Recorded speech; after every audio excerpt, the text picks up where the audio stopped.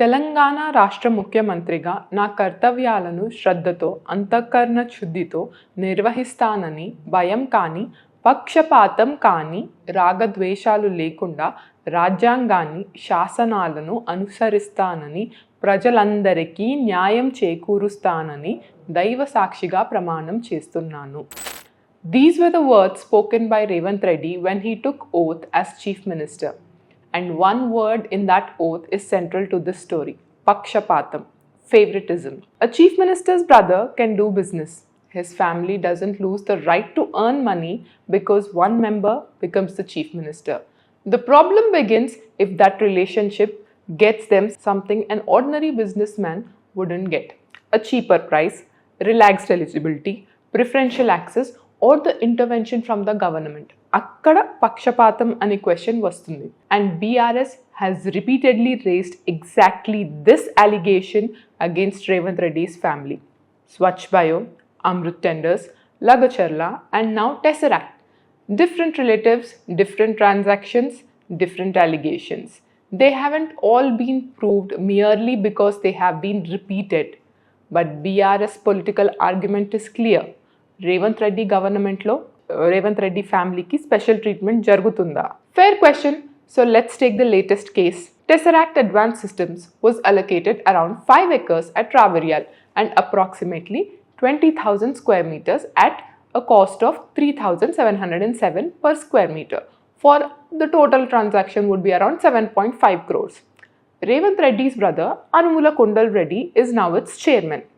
BRS says the company had only 1 lakh paid up capital, cited records showing 0 employees and called it a shell company. So Telugu 360 contacted Tesseract. The company says it is not a shell company, currently has 34 employees, operates from 3 offices and manufactures for aerospace and defense majors. In fact, its MD Shesasai in a public statement said the allegations made by BRS are false and malicious and the company would seek legal remedies. We have also accessed how the visuals of the operations which you can see.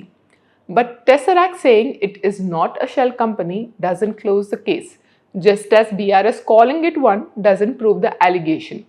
The government allotted the land, so the government has to establish that the company was eligible and underwent proper due diligence. Now the chronology becomes important, but it's actually quite simple. Tesseract applied for 5 acres in September 2024. The government committee gave in principle approval in October 2024. ITE&C communicated that an approval to TGIIC in December 2024. The provisional allotment came in June 2025. The company paid the full consideration, and after the original plots ran into litigation, an alternative plot was allotted at the same rate. Possession was finally given in January 2026. And according to Tesseract, Kondal Reddy joined the company much later after the land allocation when it was seeking for investors. So the allegation needs to be more precise than simply saying CM brother company ki land ichesar. The initial government approval predates Kondal Reddy's formal entry according to the company's version. Was the company treated differently at any stage because CM's brother was intending to join? That's what the government has to establish. Then comes the price. BRS says 3,707 per square meter is extraordinarily cheap and this is where it alleges scam. But the same records BRS is showing in that in September 2023, under the BRS government, a company we wish not to name was allotted land exactly at 3,707 rupees per square meter. And right opposite to Tesseract, there is a company which received 27,000 square meters during the BRS government in 2021 and guess the price, 1,483 rupees per square meter. Of course, 2021 and 2025 can't be directly compared because prices change. But that's exactly the point. Today's open market value cannot by itself prove that an industrial allotment rate was a favor. The real test is whether 3,707 was the applicable industrial rate and whether Tesseract was treated like comparable companies. BRS also has repeatedly questioned Kondal Reddy's presence on US-India Strategic Partnerships Forum India Executive Leadership Board. US ISPF is a private member organization. Membership involves a fee and entry onto the leadership bodies depending upon the organization accepting the person. BRS and public have every right to scrutinize Revanth Reddy's family, but once you bring family business, government benefit and conflict of interest into the debate, the same rule has to apply to your own government. When BRS questioned about conflict of interest, it reminded me of a report that the Congress government was intending to go for a vigilance inquiry against KCR back in 2025. And in KCR's case, the financial connection isn't through a brother.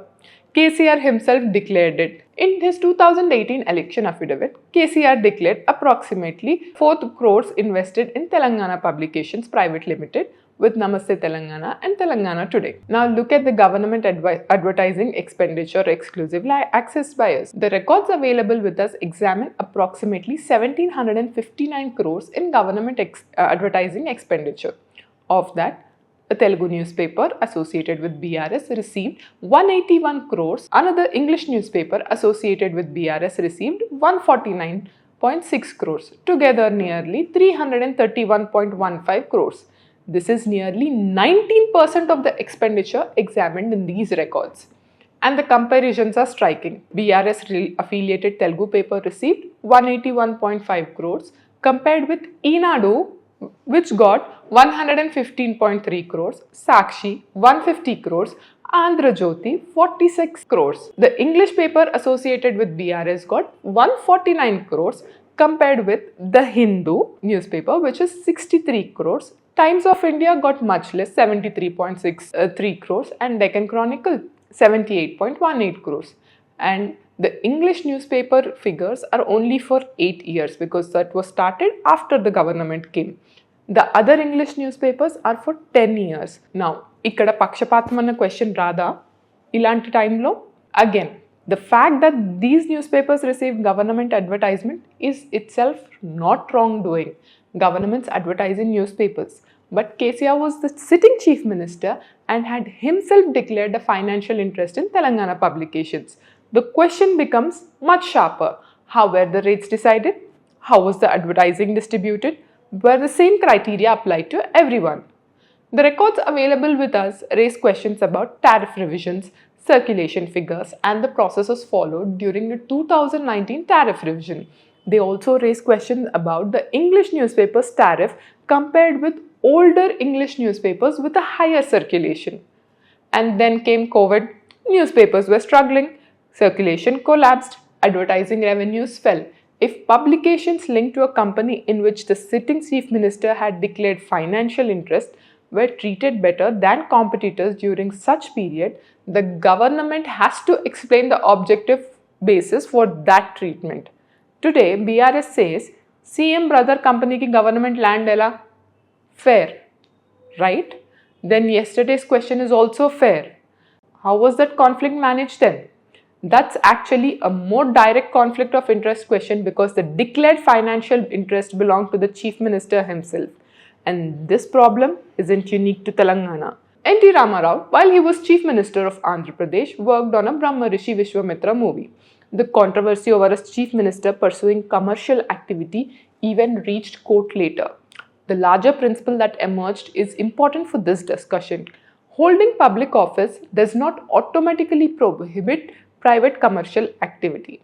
We have seen variations of the same controversy around YS Jagan Reddy and Bharti Simmons, around Chandrababu Naidu and Heritage Foods, and more recently in Arunachal Pradesh, where allegations involving government contracts to firms linked to Chief Minister Pema Khandu relatives reached the Supreme Court. Different facts, different allegations, but the principles remain remarkably same. A Chief Minister's family can do business. The constitution doesn't say your brother must shut his company because you became the chief minister. It doesn't say your wife cannot run a business. It does not say your son-in-law cannot deal with the government. What it demands from the person holding power is something else. Pakshapatam undakurdu. If Tesseract was eligible for 5 acres, Kondal Reddy, being the chief minister's brother, shouldn't disqualify it. But his relationship shouldn't get it even 1 more inch, 1 rupee cheaper or 1 rule relaxed. Similarly, Telangana Publications newspapers couldn't be denied government advertisements merely because KCR had financial interest in the company. But that financial interest couldn't result in one extra advertisement, one preferential tariff, or one special decision either. And that is why I want to end exactly where we started. భయం కానీ పక్షపాతం కానీ రాగద్వేషాలు లేకుండా Revanth రెడ్డి's government has to establish that Tesseract was treated like any other eligible company. KCR's government has to answer whether publications associated with his declared financial interests were treated like every other newspaper. Same question, it's the same standard.